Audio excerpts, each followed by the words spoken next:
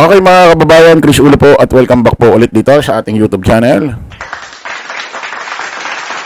Okay nako, ito mga kababayan, pag-usapan ho natin itong si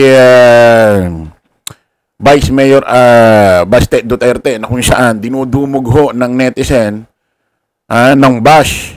At itong grupo ho ng mga DDshit hiyang-hiya ho dito sa ginawang pagsagot ho ni Vice Mayor Baste Duterte.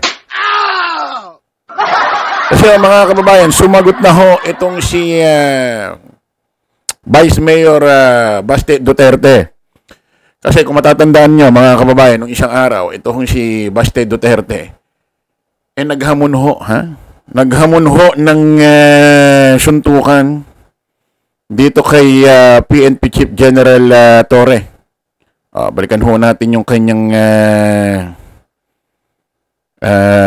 paghamon. Ito ho, Siya ho ang gumawa ng isyong to, Siya ho ang gumawa ng isyong to. Pakinggan natin. So, sinabi naman ni Torre na may 3-minute response. Sana ma-feel. Kasi matapang ka lang naman. We have the position pero kung suntukan tayo, ararap ko makaya, bita. Ganun lang. But you're a coward. Ayan yung sinabi niya, matapang lang daw si General Torre dahil sa kanyang posisyon. Kung suntukan lang daw, kayang-kaya niya raw ito si General Torre. At ito raw si General Torre ay coward daw, duwag. Isumagot naman ho si General Torre, pakinggan natin. Nothing without your position. Sa totoo lang. Tama-tama dahil marami ang nasalanta ngayon ng bagyo at baha. Maybe we can use this moment or this opportunity for to raise funds in a charity boxing match. This coming, kung para mabilis, this coming Sunday sa Araneta, 12 rounds. Pwede. 12 rounds sa sundukan para maganda. At whether it's serious or not, sa atin, let's just put this on a better use. Kung yan ang gusto niya, madaling pagbigyan yan. Hindi ko naman siya pinapatulan. I just see this an opportunity para makatulong sa ating mga kababayan. Kaya nga, sigurado maraming sponsor nito and everything that, all the proceeds that we'll raise, we will donate to charity. Ako, I'll donate to charity kung ano man ang maging part ko rito. Mag-donate sila para makaraise tayo ng pondo.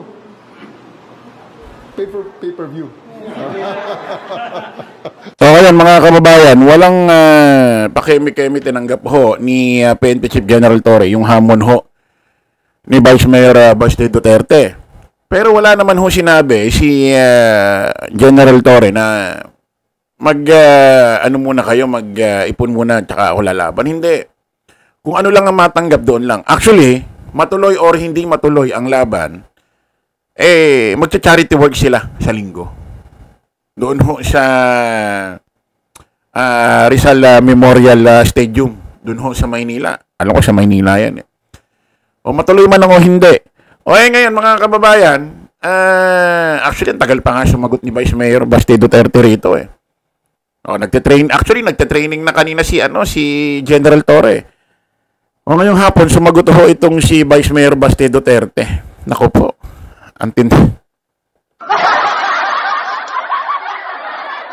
Kilala niyo ba si Kilala niyo ba sino ba ito yung Muslim?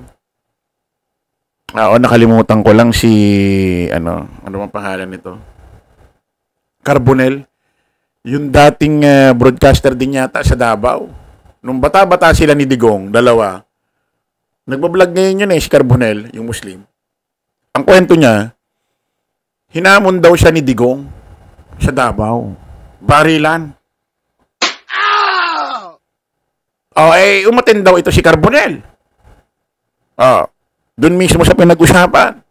Alam niyo ba kung sino yung naghamon? Siya yung hindi umatin.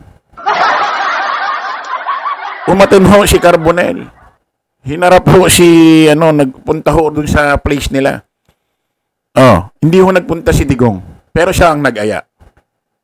Ngayon naman, ito si Mayor Baste Duterte, naghamon ng suntukan, tinawag pang coward si General Torre, siguro akala niya mabablap niya. Akala niya mabablap niya, ngayon pinatulan siya.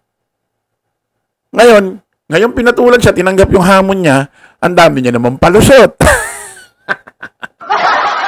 Kaya sabi ko sa inyo, duwag to eh. Boka lang to eh. Ay siguro, malamang ha.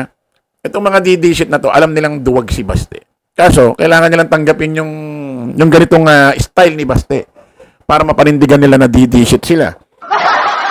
Ito na ngayon si Baste after niya maghamon. Ito na si Baste. Kasi matagal ko na talaga gusto makabugbog ng unggoy. Kung gusto mo lang talaga ng suntukan, bakit kailangan mo pa ng charity? Why do you need kailangan mo pang gamitin yung nangyayari ngayon na baha dyan sa Metro Manila?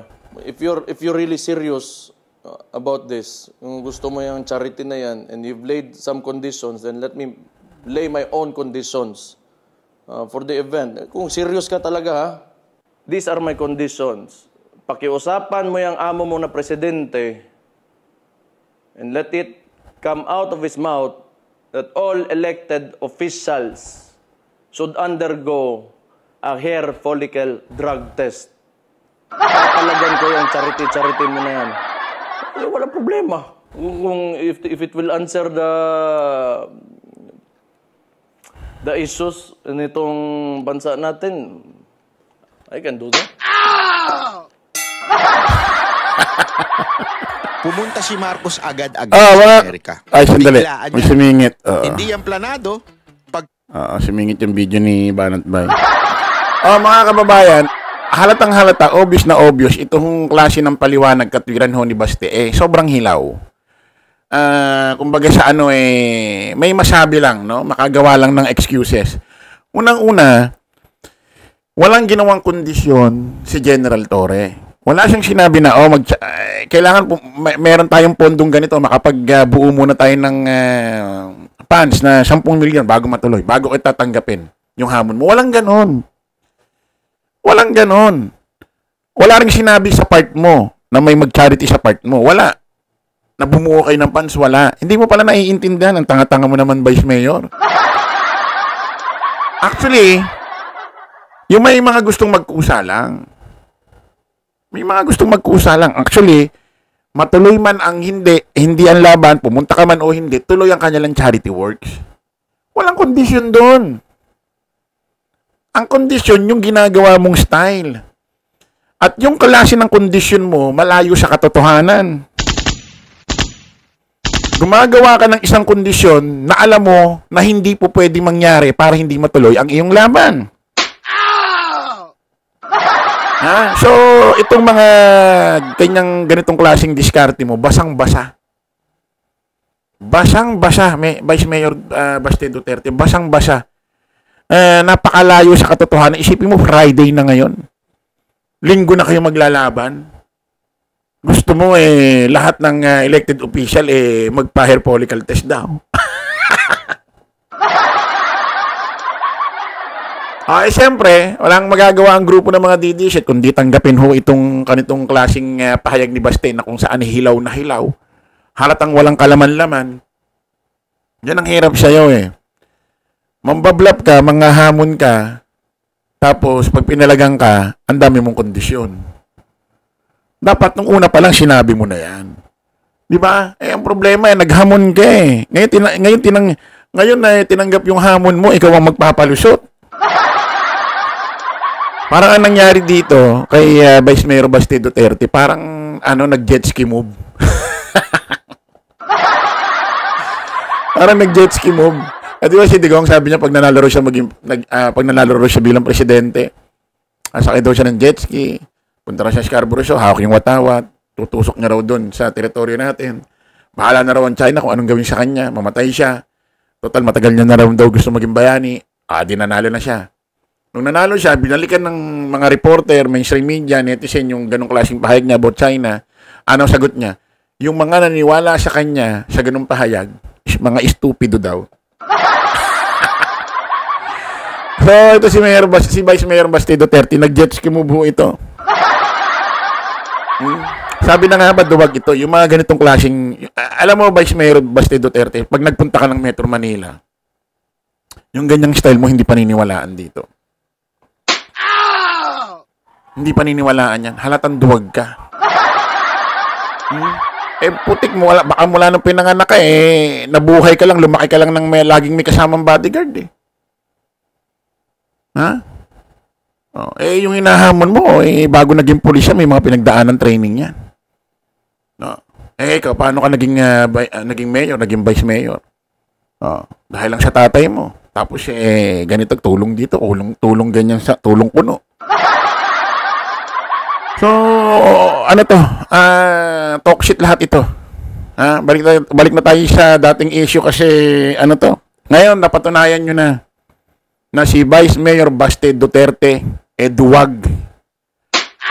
Walang yagbuls. Puro hamon, puro pambablap, puro marketing strategy. Wala duwag, walang yagbuls. Hamon-hamon ka. Putik pinatulang ka, magbibigay ka ngayon ng kondisyon. Yan ang totoong kondisyon. Yung kay General Torre, hindi kondisyon yun. Tawag doon, Vice Mayor. Tanga-tanga mo naman, sir. Sino gusto mong makalaban? Si Baby Giant na lang. Yung nasa Batang Quiapo. Yun ang nakalabanin mo. Wala ito. Ano, didisit? Anong masasabi nyo rito? Palusutan nyo na lang ito. Tanggapin nyo na lang. Daanin nyo na lang ito sa palusot. Kayo mga didisit vlogger dyan, Banat Bay, paano mo palulusutan ito? Obvious na obvious, paano pa to? Kakahiya kayo dyan.